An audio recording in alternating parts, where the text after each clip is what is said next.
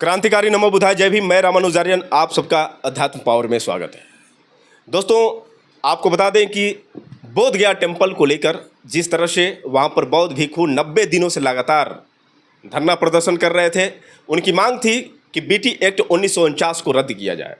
आपको बता दें कि बीटीएमसी यानी बोध गया टेम्पल मैनेजमेंट कमेटी के जो भी सदस्य होते हैं उनमें 4 हिंदू होते हैं और 4 बौद्ध होते हैं। और आपको बता दें कि जो अध्यक्ष होता है बीटीएमसी का, वो डीएम होता है वहाँ का, और डीएम भी हिंदू होना चाहिए।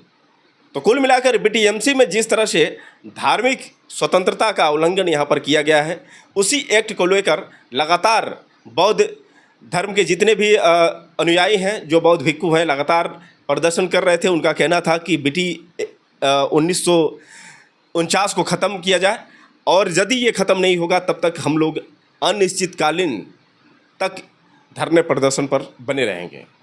90 दिनों से लगातार धरना प्रदर्शन चल रहा था। अब कहानी में एक नया मोड़ तब आया जब बुद्ध पूर्णिमा थी।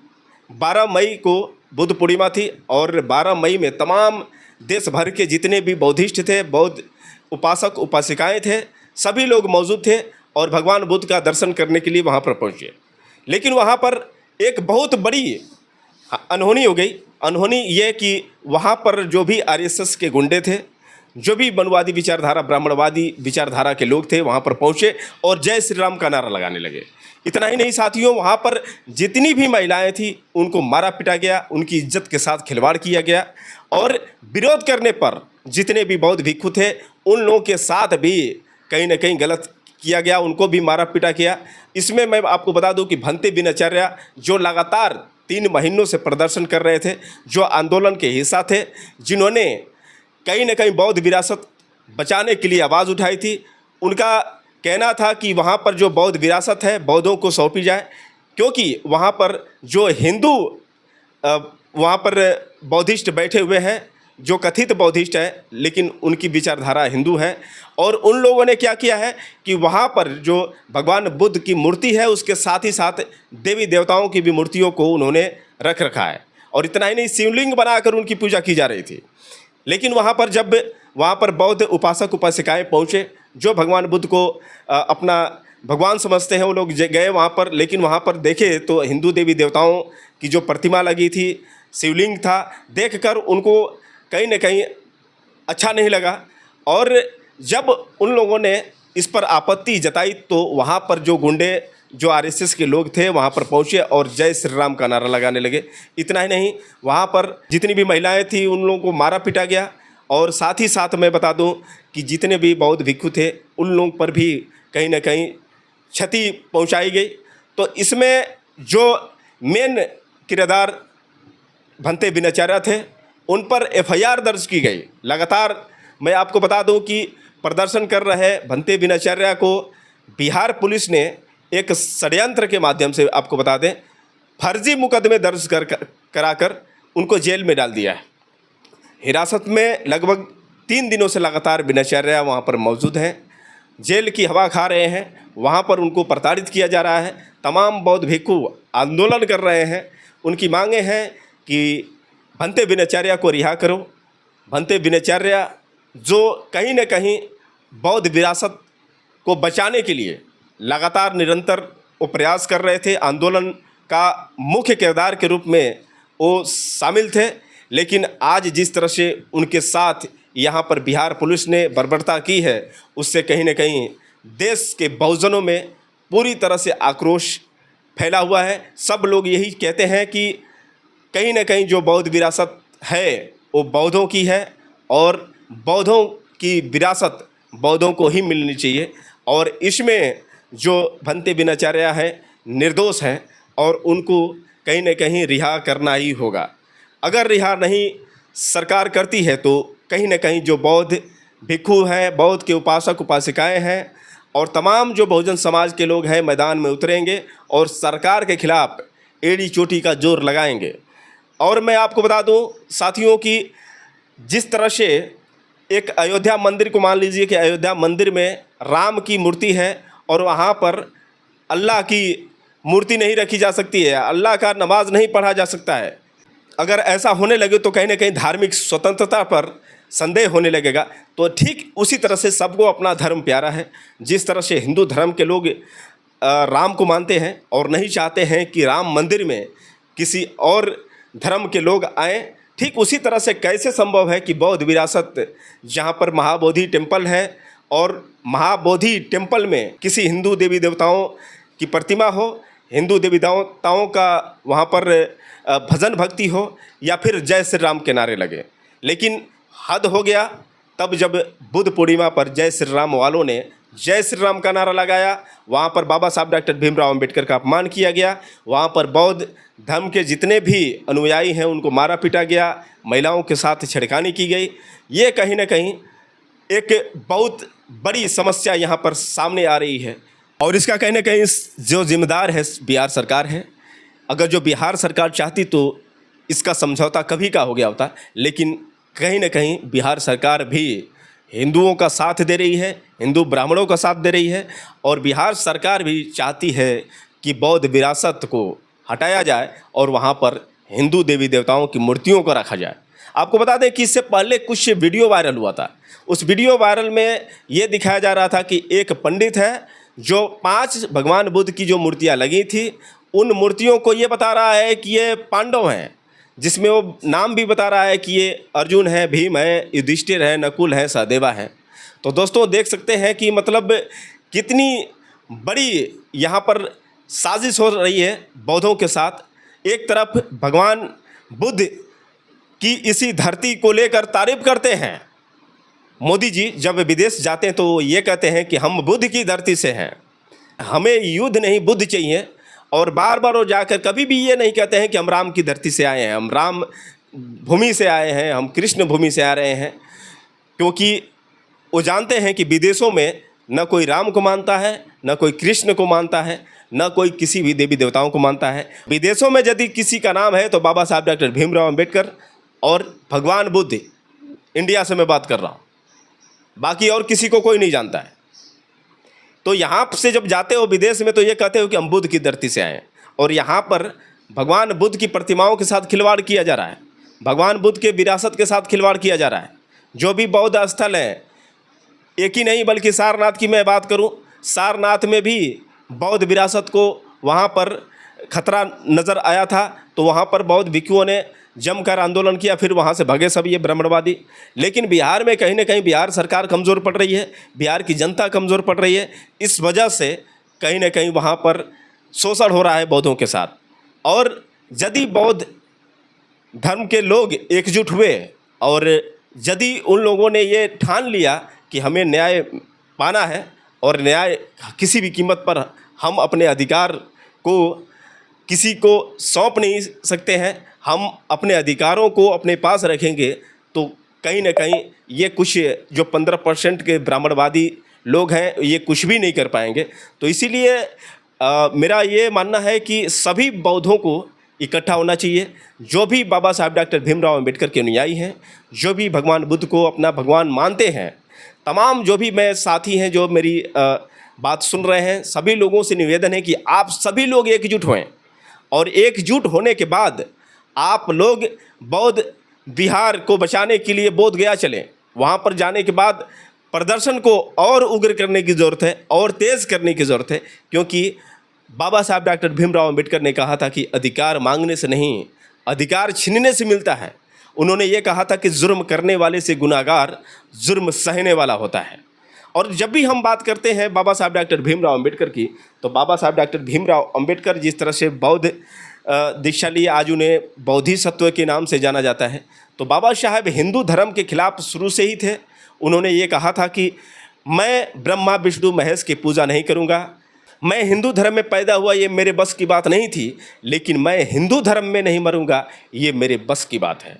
उन्होंने 22 प्रतिज्ञाओं में ये भी कहा कि ये जो देवी देवता हैं ये हमारे पूर्वजों के हत्यारे हैं।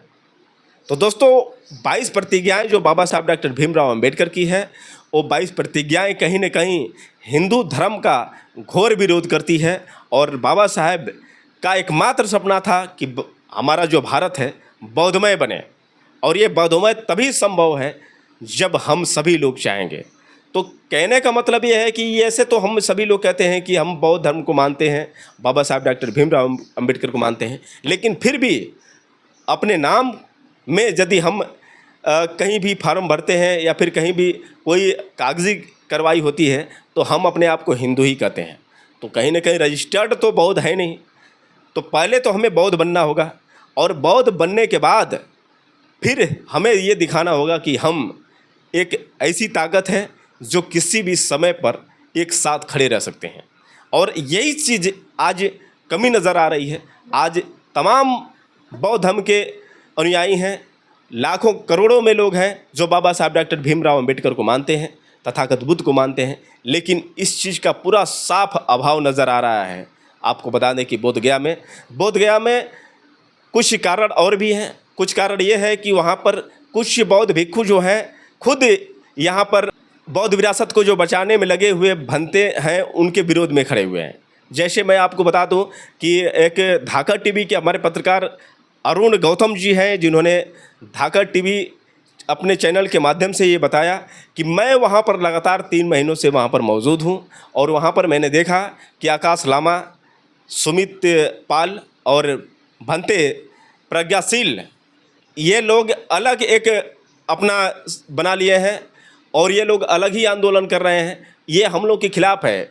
उन्होंने ये भी बताया कि उन लोगों ने जो मनवादी विचारधारा के लोग हैं वो तो एक FIR किए थे, लेकिन ये हमारे जो बौद्ध भिक्षु हैं जो आंदोलन में शामिल हैं, जिन्होंने अपनी एक टीम बना रखी है, इन लोगों ने 2 FIR किए।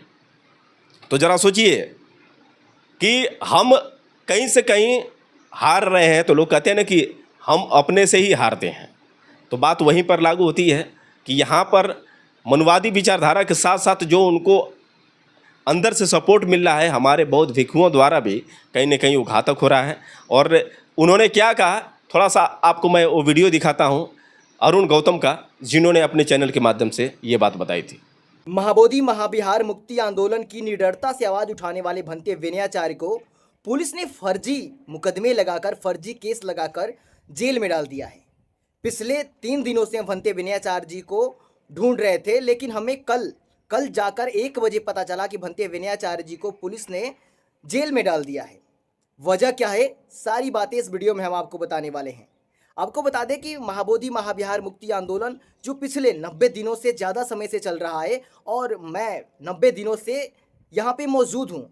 शुरू से और अभी तक क्या हुआ महाबोधि महाविहार मुक्ति आंदोलन में, सारी बातें इस वीडियो में बताने वाला हूँ। और भंते विनयाचार्य जी के साथ क्या हुआ, और इस आंदोलन में भंते विनयाचार्य जी के साथ षड्यंत्र कौन लोग कर रहे हैं, क्या वो अपने लोग हैं या पुलिस प्रशासन है या फिर मनवादी विचारधारा के लोग हैं, इन सारी बातों का खुलासा करने वाला हूँ। आकाश लामा इस आंदोलन में क्या कर रहे हैं, भंते प्रज्ञाशील क्या कर रहे हैं, और भंते सुमित पाल क्या कर रहे हैं इस आंदोलन में, भंते विनयाचार्य क्या कर रहे हैं, भंते करुणाशील राहुल क्या कर रहे हैं, इन सारी बातों पर गहराई से जानेंगे इस वीडियो में हम। 13 मई की रात को महाराष्ट्र से कुछ महिलाएं आई थी जो महाबोधि टेम्पल को घूमने के लिए गईं। जब वो महाबोधि टेम्पल को घूमने के लिए गई तो वहाँ पर उन लोगों के साथ मारपीट हुआ, उन लोगों के साथ अभद्रता हुई।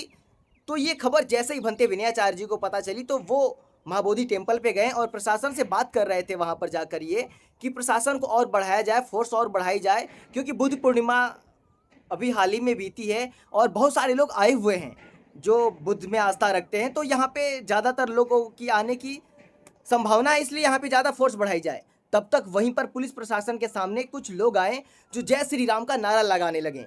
बाइक पे लोग थे, स्थानीय लोग थे वहाँ के, जो जय श्री राम के जोर जोर से नारे लगाने लगे पुलिस प्रशासन के सामने ही महाबोधि टेम्पल के गेट पर। सोचने वाली बात है कि महाबोधि टेम्पल जो बुद्ध की ज्ञान स्थली कही जाती है, उसके सामने जय श्री राम के नारे लग रहे थे प्रशासन के सामने, और यही चीज़ रोकने के लिए भंते विनयाचार्य जी वहाँ पर गए थे। प्रशासन से अपील कर रहे थे कि और भी फोर्स को बढ़ाई जाए, लेकिन ऐसा कुछ नहीं हुआ। भंते विनयाचार्य जी वहाँ से धरने स्थल पर आए जहाँ पर धरना हो रहा है, और आकाश लामा के साथ उनकी एक छोटी सी मीटिंग हुई, और उस मीटिंग के बाद भंते विनयाचार्य जी का कुछ पता नहीं चला कहाँ चले गए वो।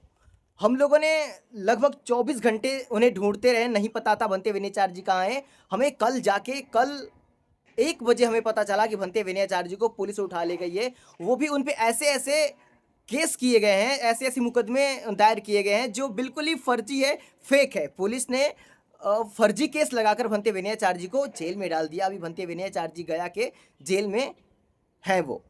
तो अब जब वहाँ पे हम लोग गए, कोर्ट में गए, वकील से मिले, तो वहाँ पर एक अचंभो करने वाली बात सामने आई। सामने ये आई कि भंते विनयाचार्य जी के ऊपर 3 एफआईआर किए गए हैं, जिनमें से एक एफआईआर उस रात के लिए हुआ है जो महाबोधि टेम्पल के सामने जो महिलाओं के साथ मारपीट हुई थी, इसकी जानकारी देने भंते विनयाचार्य जी पहुंचे थे, जहां पे जय श्री राम के नारे लगने लगे थे। उसकी वजह से एक एफआईआर हुआ है भंते विनयाचार्य जी पर। लेकिन जो 2 एफआईआर हुआ है वो धरने में बैठने वाले एक भंते, तथा कथित भंते कह सकते हैं, क्योंकि वो तंबाकू भी खाते हैं, गुटखा हमेशा उनके मुंह में रहता है।